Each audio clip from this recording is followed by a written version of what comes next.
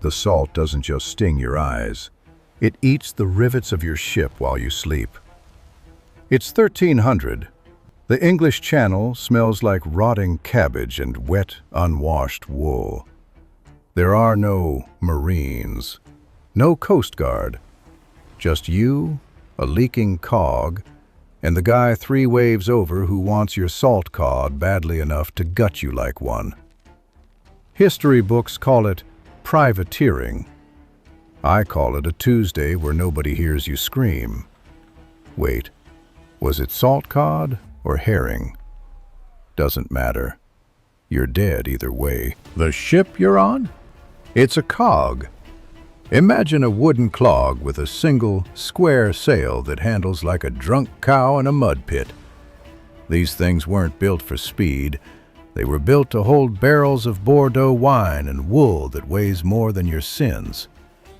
Archaeological finds, like those wrecks they pulled out of the mud in the Zuiderzee, show us these boats were basically floating sheds.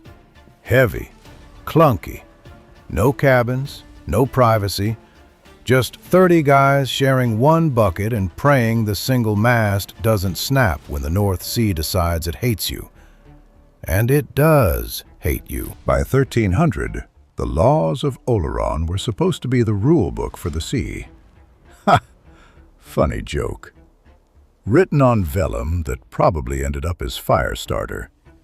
The reality was a legal vacuum. King Edward I in England and Philip the Fair in France were too busy throwing tantrums at each other to care about a merchant getting his throat slit 10 miles offshore.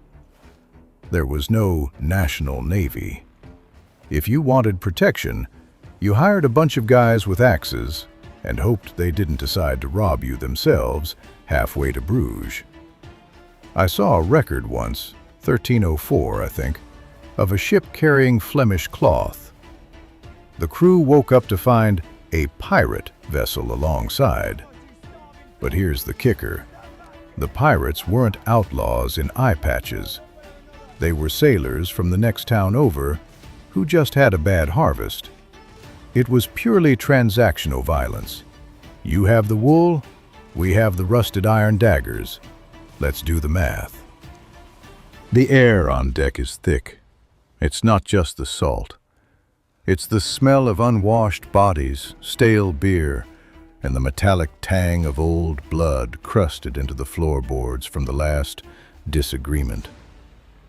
You're looking at the horizon, squinting through the fog, realizing that any sail you see isn't a friend. It's a predator. And your ship is a very slow, very heavy piece of bait. Actually, was it 30 guys or 40? Depends on the cargo.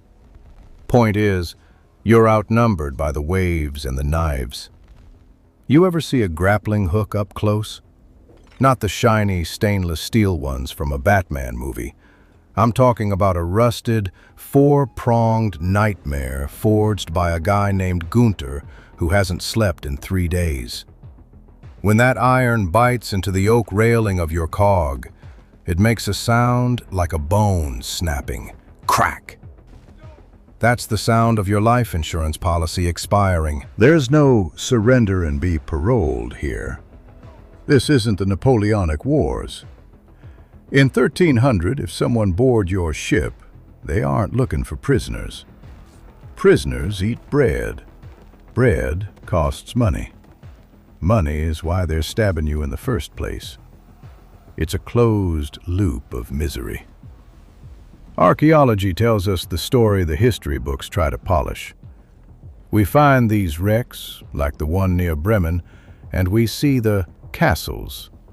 Not stone castles, wooden platforms bolted onto the front and back of the ship. They look ridiculous, like a treehouse built by a drunk toddler. But from up there, a guy with a heavy stone or a pot of boiling pitch has the high ground.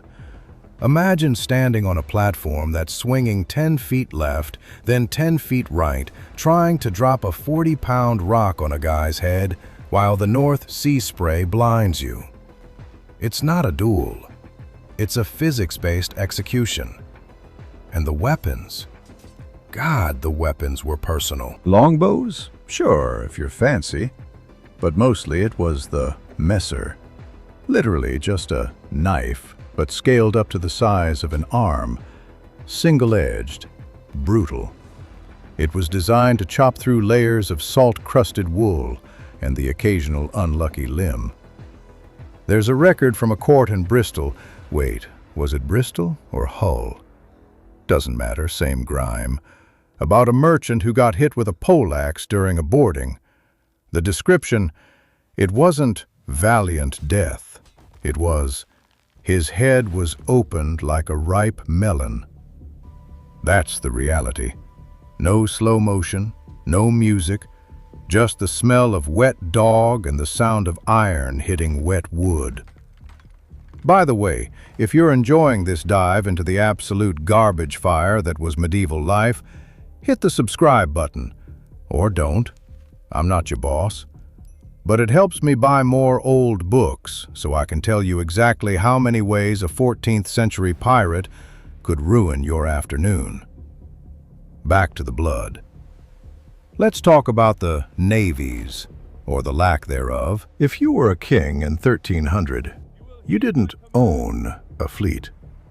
You arrested merchant ships. You'd literally just show up at a harbor, point at a bunch of guys trying to sell dried cod, and say, "Congrats, you're the Navy now. Go fight the French." They'd slap some wooden castles on the decks, hand out some rusty pikes, and send these terrified bakers and brewers out to play admiral. Is it any wonder they turned to piracy the second the king looked away? There's this guy, Eustace the monk. Okay, he was a bit earlier, but his vibe persisted. He was a cleric turned pirate. Legend says he could make his ship invisible. Reality? He probably just knew how to hide in the sea fog better than the idiots chasing him. By 1300, the English Channel was crawling with Eustace wannabes. They weren't hiding in secret coves with treasure maps. They were sitting 3 miles off the coast of Dover, waiting for a ship that looked too heavy to run and too light to fight back. It's the law of the sea, which at the time meant whatever I can get away with before the tide turns. Take the letters of marque. This was the medieval version of a get-out-of-jail-free card. If a French merchant robbed you, you could go to your local lord and get a piece of parchment saying you're allowed to rob any French merchant to get your money back. It was state-sanctioned revenge. But, surprise, surprise, people are greedy. You get robbed for 50 gold pieces, you go out and recover 5,000. Who's going to stop you? The Coast Guard? They won't exist for another few hundred years. The decks of these ships were terrifyingly small, maybe 70 feet long. You have 30 attackers, 20 defenders, and a dozen panicked sheep because, yeah, they carried livestock too. You're slipping on sheep dung and blood, swinging a piece of sharpened iron while the mast groans like a dying whale. And the noise. We think of the past as quiet. It wasn't. It was the screaming of the wind, the rhythmic thump-thump of the hull hitting the waves, and the absolute guttural shrieking of men who knew there wasn't a doctor within 100 miles. If you got a cut on your leg from a rusty blade, you weren't dying of blood loss. You were dying of a slow, pulsing gangrene 2 weeks later while you stared at the gray horizon, praying for a land that didn't want you. I found a note in a ledger from a Genoese merchant. He complained that the sea is a mouth that never shuts. He wasn't being poetic. He was talking about the way the water, and the men on it, just swallowed things. People, cargo, entire families. They'd vanish. No missing persons report. Just a ship that never arrived in Southampton, and a pile of wool being sold for half price in a shady market in Calais 3 weeks later by men who found it. Every transaction was written in red. The cog itself, that clunky single-masted beast, was a coffin with a sail. It couldn't sail into the wind.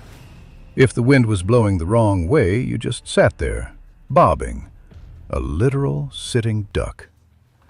You'd look out and see a galley coming at you, low, sleek, powered by 100 guys rowing in sync.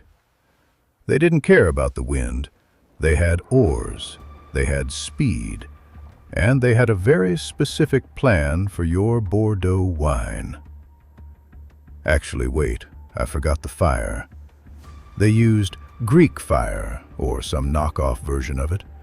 Pots of sulfur, bitumen, and quicklime. You throw that on a wooden ship, it doesn't just burn, it sticks. It's medieval napalm. You have 2 choices.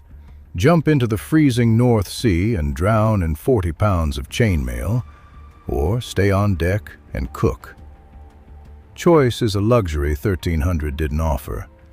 You just took what was coming and hoped the guy stabbing you was quick about it. The grapple hits. Crunch. Thick hemp ropes snap taut. The cog lurches, a sickening, heavy tilt that sends a crate of salt cod sliding right into a cabin boy's shins. You hear the bones snap before you hear him scream. But nobody cares, because the first head is coming over the gunwale. It's not a pirate from a movie, no eye patches, just a guy. A guy named Thomas or Pierre who hasn't eaten anything but maggoty hardtack for 6 days and really wants your boots. The air is thick with the smell of wet wool and unwashed groin. And then, the first swing. It's messy. Forget the fencing you see in films. There's no room to swing a long sword on a deck cluttered with sheep and barrels. You've got a falchion, a heavy, ugly butcher's cleaver, and you're just hacking, downward, hitting shoulders, hitting necks. The deck is already slick with a mixture of seawater and what used to be the bosun's lunch. You slip. Your hand goes down into a pool of something warm and copper-smelling. Wait, was that a scream or just the wind? Doesn't matter. A pot of quicklime shatters against the mast. White dust everywhere. If it gets in your eyes, you're done. Blind. Clawing at your face while someone drives a dirk into your ribs. There's a specific sound a knife makes when it hits a leather jerkin and then finally finds the soft bit. A dull pop. And the law? The king's peace? It's a joke. It's a ghost story told to children in London. Out here at 48 degrees north, in the middle of a Tuesday in November, the only law is the weight of the axe in your hand. Suddenly the shouting stops, not because the fight is over, but because the ship is dying. The fire found the pitch in the seams. The cog is breathing its last, and you're trapped in the middle of the Atlantic with 30 men who hate you on a floor that's turning into a furnace. Total anarchy, pure, unadulterated, wet, screaming hell. No one is coming to save you. No one even knows you're here. So you don't drown. You get lucky. The king's men finally find you. Capture isn't some tidy courtroom scene. It's a parade of filth. They haul you back to a wharf, Wapping probably, smelling of salt, rot, and your own terror. They wait for the tide, not high, low. They stake you to the mud. You watch the water crawl up your shins, then your chin. 3 tides pass over your head before they let the crows at you. Next time, the cages, The iron. The slow, wet justice for the survivors. Subscribe. Or don't. The tide's coming in anyway.